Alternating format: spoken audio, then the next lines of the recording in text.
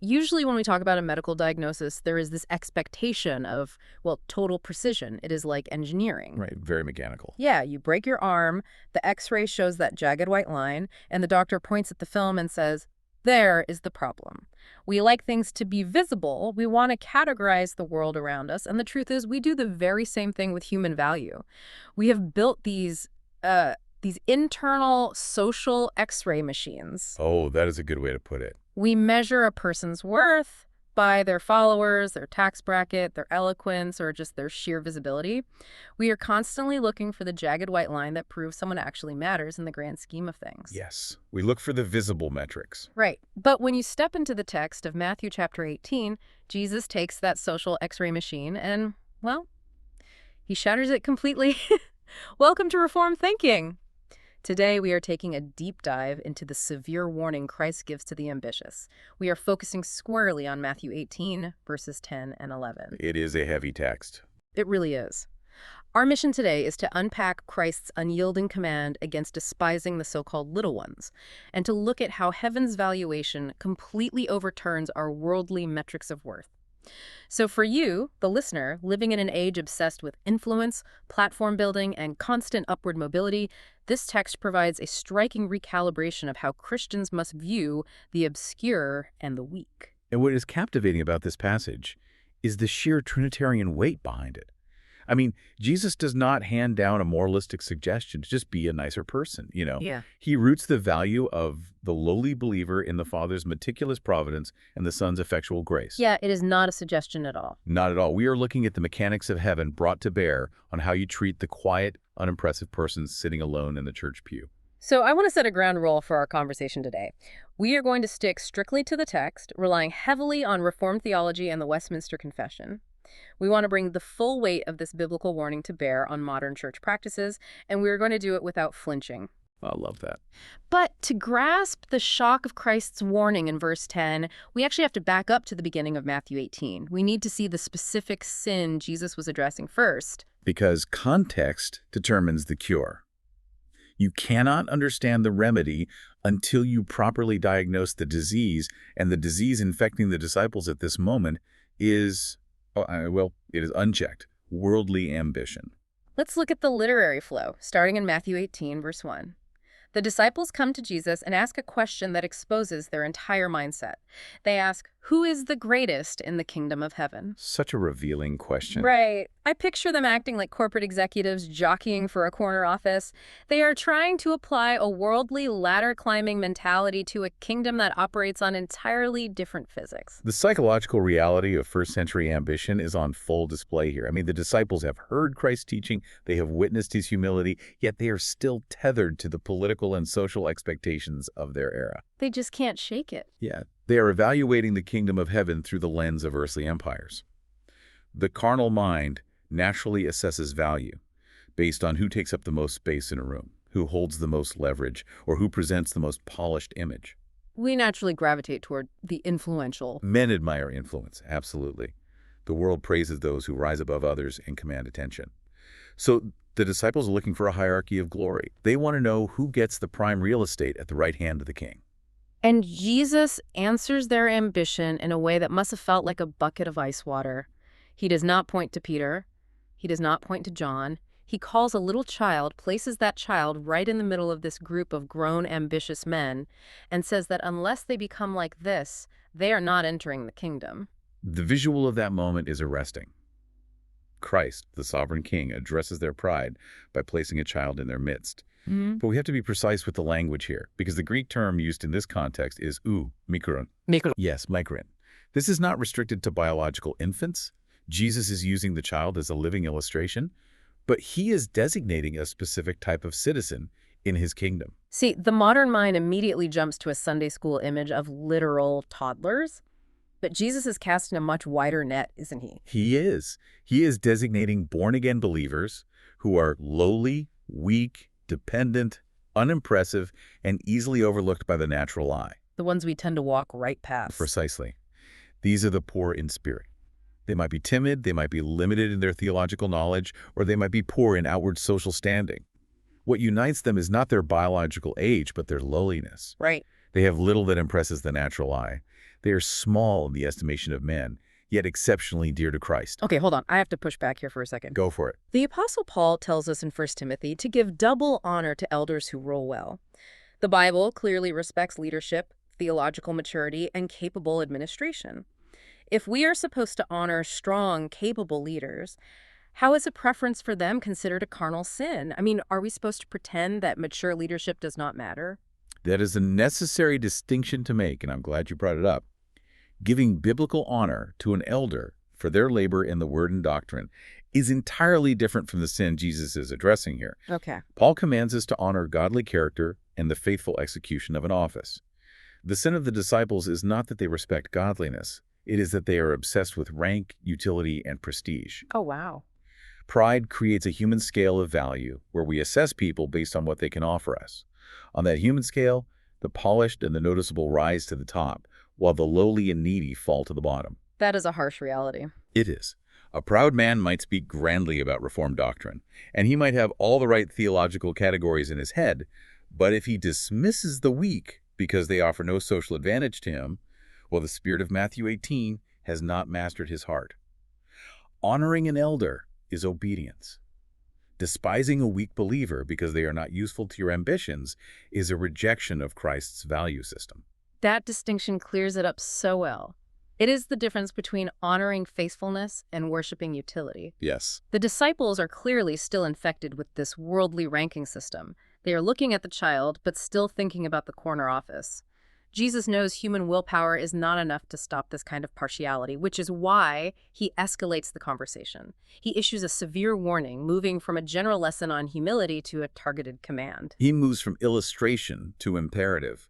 The language he uses is uncompromising, striking at the very root of spiritual arrogance. Let's get into the grammatical precision of this command in Matthew 18, verse 10, part A. Take heed that you despise not one of these little ones. The Greek verbs here reveal the mechanics of how this sin operates. The verb translated as take heed or see is horate. It is a present active imperative. Meaning it is continuous action. Right. It demands constant, vigilant watchfulness over one's own heart. Christ knows the temptation to look down upon others is a lingering threat to the purity of the church. You do not check this box once. You stand guard against it every single day. You are standing watch at the gate of your own mind, looking out for this specific intruder. And the intruder is the word despise. The Greek verb is katephrone. Yes, katephrone is a compound word. It joins kata, meaning down, and phrone, meaning to think. To think down. Literally, it means to think down upon. It describes the mental act of assuming a position of judge and determining that another person is of lesser value, lower status, or simply insignificant. It is the core of intellectual and spiritual arrogance. And if we look at the historical context of that specific word, it completely changes how I view modern church interactions. The Greco-Roman world had a very specific use for this concept, right? They did. In the philosophical discourse of the first century, katephrone was the specific word used to describe the aristocratic disdain the Stoics and Epicureans held for the uneducated masses. The elites looking down on the commoners? Yes, the wise and noble philosophers would think down upon those who were ruled by their passions, or those who lacked the wealth and leisure time for intellectual contemplation. They viewed the physically weak, the enslaved, or the uneducated as lesser beings, incapable of achieving true philosophical virtue. And Christ takes that exact word, that posture of aristocratic snobbery, and says, do not bring that poison into my house. He is looking at the cultural air the disciples breathed and demanding a total reversal. He stands the worldly hierarchy on its head. The Roman world was built on patronage, power, and utility. Christ exposes the carnal tendency to categorize people based on those metrics. You know, this feels like a direct indictment of the intense pragmatism we see in modern evangelicalism. I am thinking specifically of the seeker-sensitive church planting movements. When you look at contemporary church planting data, it is staggering how much effort is put into demographic targeting. It is a devastating polemic against the corporate church model. You see strategies that explicitly target the upwardly mobile. They want the affluent, the young professionals, the influencers. Denominations funnel massive resources into affluent suburban centers while treating the rural poor, the inner city, and the elderly as secondary concerns. As an afterthought. Yeah. It is treated as a smart business strategy. You find the people with disposable income and social leverage, and you build around them. The modern church growth movement calls it strategic efficiency, but heaven calls it katephrone. This is the very essence of the sin of partiality addressed in James chapter 2, brought into the modern pulpit and sanitized with business terminology. That is a heavy charge. But it fits the text perfectly. Measuring a believer's worth by their demographic appeal or their professional success is what Jesus is forbidding here. The world says, value the strong, target the influential. Christ says, beware of despising the weak. I want to raise a practical question for the listener because this is where the theology meets our daily lives. We often think of the word despising as open hostility. We picture cruelty, mocking, or actively pushing someone out the door. But how does a well-meaning Christian accidentally think down upon a fellow believer without ever speaking a single harsh word? That is the insidious nature of this sin. It hides beneath highly respectable forms of efficiency. Contempt often masks itself as impatience or selective concern. Selective concern, I like that phrase. A believer might never say anything cruel, but they despise the little one through calculated neglect. It happens when you refuse to listen, when you treat a person's concerns as trivial, or when you show visible irritation toward their weakness. So it is treating a struggling member as a nuisance. Yes, it is treating them as an interruption to the ministry, rather than recognizing that they are the object of the ministry. The proud heart says inwardly, this person matters less. This soul requires less of my time.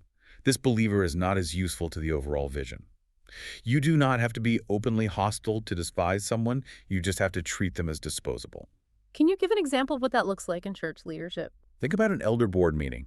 If the board spends 2 hours discussing how to retain a wealthy donor who is upset about the music, but spends 2 minutes discussing the pastoral care of an elderly widow who can no longer drive to church, that board is practicing cataphony. Man, that cuts deep.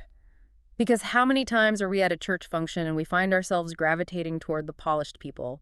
We look for the ones who can help our careers, the ones who are easy to talk to, while quietly avoiding the awkward, timid person standing in the corner. We all fall into that trap, which is why the imperative horrid stand guard is vital. Our hearts are factories of partiality. Jesus does not base this command against contempt on general social courtesy. He does not say, do not despise them because it hurts their feelings and damages their self-esteem. He anchors the command in a shocking revelation about the unseen realm. Let's look at the second half of verse 10. For I say unto you that in heaven their angels do always behold the face of my Father which is in heaven. Earthly disciples might brush aside the weak, but heaven does not treat them so lightly. Christ lifts the eyes of his disciples above earthly appearances and teaches them to see the little ones in the light of the Father's cosmic administration. Now, anytime angels get mentioned, things can get weird quickly. People start talking about feathers and individual fairy godmothers. We need to filter this verse through proper Reformed angelology. The Westminster Confession of Faith, specifically chapter 5, gives us the framework here. The Westminster Confession declares that God's providence extends in a most special manner to his church. God orders all things for the good of his elect. When Jesus speaks of their angels, we must avoid the superstitious errors found in Roman Catholicism or secular mysticism. Right. Reformed theology rejects the idea of the personal guardian angel who acts as an independent mediator you can pray to. Yeah, there is no biblical warrant for praying to an angel to find your car keys. Definitely not. Yeah. Relying on Hebrews 1.14, we understand these angels as ministering spirits sent out to attend to those who are to inherit salvation. They are servants of the sovereign decree, executing the Father's providential will under his direct command. The text is not meant to satisfy our speculative curiosity about the mechanics of how angels operate in the unseen realm. So what is the focus? The focus falls entirely on the high value of the little ones in the sight of God. The text says, these angels always behold the face of my Father. There is an ancient Near Eastern court metaphor happening here that is crucial for understanding the weight of this statement. In biblical and ancient royal imagery, to behold the face of a king is to stand in a position of extreme nearness, favor, and readiness for action. In earthly courts, like those in Persia or Babylon, only the highest-ranking, most favored officials had unhindered access to the king's face. Let me try an analogy. It is as if the CEO of a massive global corporation has his absolute elite, top-tier executive team completely focused on the daily well-being of the lowest-paid mailroom clerk. That captures the shock of the statement perfectly. The angels assigned to watch over the lowliest, most broken believers are not low-ranking entry-level spirits. They stand in the immediate, glorious presence of the Father. They have constant, unhindered access. They always behold his face. If the Father has dispatched the highest created beings in the universe to watch over the obscure saint, what does it say about me when I find that exact same saint too burdensome to talk to for 5 minutes after the church service? It says that you are contradicting the order of heaven. To despise a little one is to think lightly of someone the Father honors. John Calvin noted that this doctrine should strike an absolute terror into the hearts of those who oppress or neglect the weak. Absolute terror. Yes, if an injury is done to a little one, that injury is immediately seen in the throne room of God, because their representative angels are always before his face. So we are not just offending a person, we are offending the court of heaven. What is neglected below is seen above. What is belittled on earth is brought before the very face of the Father. The little ones are protected by divine regard. The Father's meticulous watch care establishes their worth in heaven, but the text moves forward to show how the Son's mission establishes their worth on earth.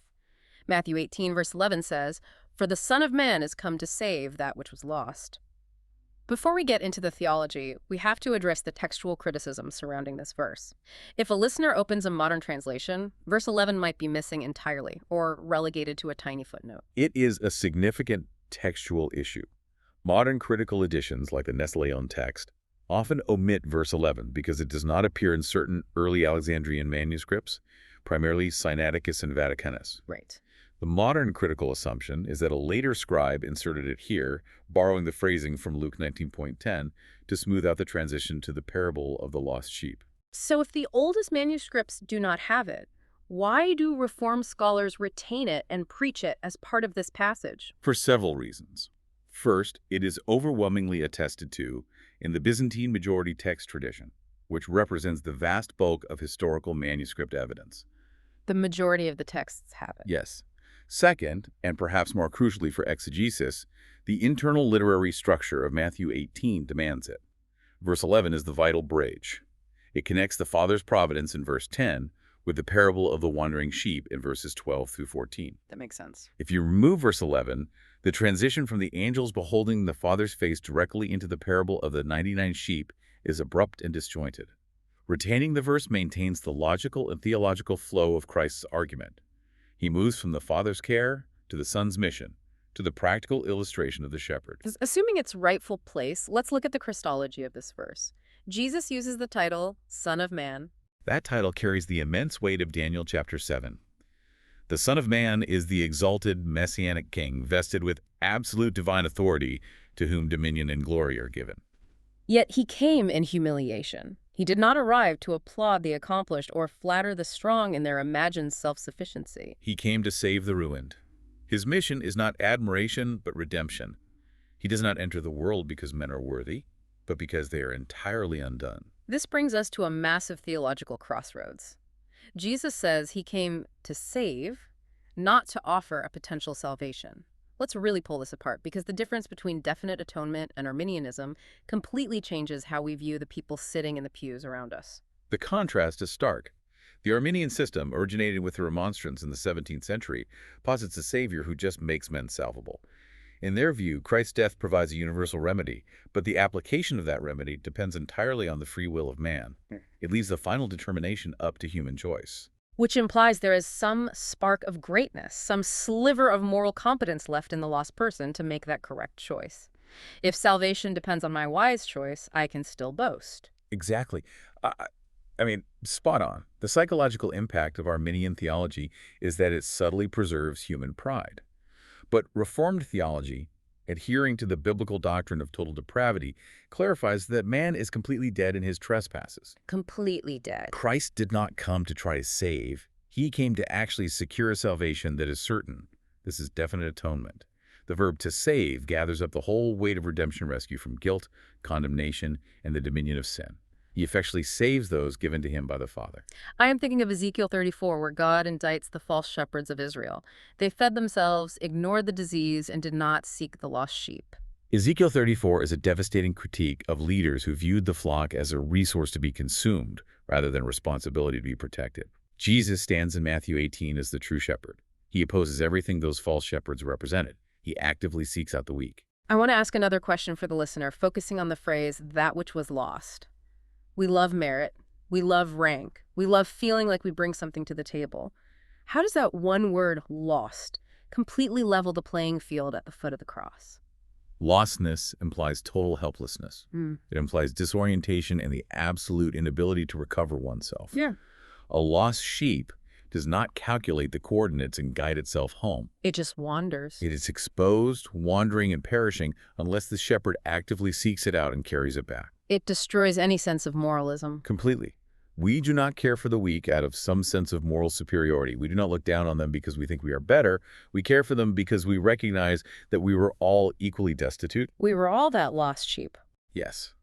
When Jesus says he came for the lost, he strips man of all imagined spiritual strength. To look down upon the weak believer is to oppose the very direction of Christ's own heart.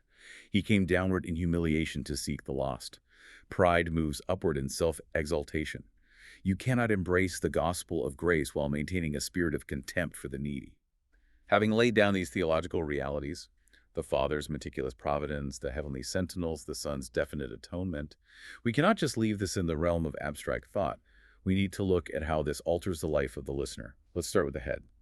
This challenges us to identify our idols. Do you, the listener, secretly rank believers according to their usefulness to you or their usefulness to the church? It requires deep repentance. We must repent of the evangelical pragmatism that treats the poor, the weak, or the slow-growing as secondary. We naturally gravitate toward the articulate, the mature, the socially admirable. We must crucify the instinct that measures a soul's worth by its demographic reach. That is the head. Now, the heart. This passage offers immense comfort for the weary. I want to speak directly to the listener right now who feels small. Maybe you feel unnoticed in your congregation. Maybe you are burdened in your conscience, timid or painfully aware of your own weaknesses. You feel like you do not matter compared to the great Christians around you. To that listener, the pastoral consolation of this text is significant. You are not forgotten. The sovereign God who decreed the ends of the earth from the beginning has commissioned heavenly sentinels to attend to your soul. That is a beautiful truth. Your tears, your struggles, your quiet temptations, they are matters of intense heavenly concern. You may be small in the eyes of men, but you are not small to God.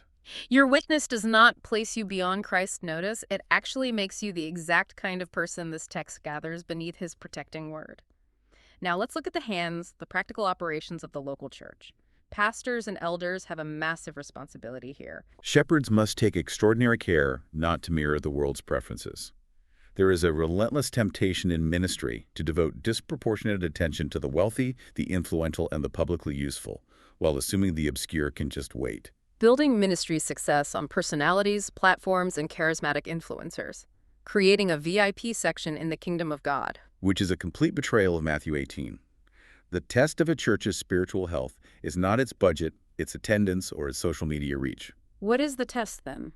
The test is how the least visible members are treated. The elderly saint whose public usefulness seems past, the poor believer with no prestige, the new convert struggling with old sins. If a church ignores them to focus on the upwardly mobile, Christ is dishonored. There is also a strict implication for anyone listening who is outside of Christ right now. The doorway into the kingdom of heaven is not self-importance, it is total need. You cannot clean yourself up first. The world tells you that your worth is proven by your self-sufficiency. Christ says salvation only begins when a sinner admits they are ruined. You must abandon all hope in your own religious performance, your pride, your morality. Because the Son of Man came for the lost. Right. You must cast yourself entirely on his sovereign grace because only the lost will seek him rightly. Let me put a question directly to you, the listener. Are your daily interactions in your local congregation shaped by ambition or by conformity to the heart of Christ? Next time you walk into your church foyer, who are you looking for? The person who can elevate your status or the person heaven is currently watching? That is the diagnostic test of our practical theology. As we wrap up this deep dive, let's summarize the core thoughts we have unearthed. The kingdom of heaven completely reverses worldly greatness. The Father actively honors the lowly by stationing his angels before his face on their behalf, and the Son effectively saves the lost. It is a vision of the Christian life utterly opposed to pride and wholly shaped by grace. I want to leave you with a final provocative thought, something to mull over on your own that builds on what we have discussed today. If the angels of the little ones always behold the face of the Father, reporting their condition in the throne room, is it possible that our own seasons of spiritual dryness or our own unanswered prayers are directly tied to how we privately treat the most obscure, frustrating person in our local congregation? What if heaven's discipline in your life right now is a direct response from the heavenly court defending a little one you quietly ignored or pushed aside. That is a staggering implication. If heaven defends them, our neglect of them invites heaven's rebuke. Thank you for joining us for this session of Reformed Thinking. We encourage you to examine your own heart before the Lord, to look at how you measure the people around you, and to smash the worldly X-ray machine. Until next time.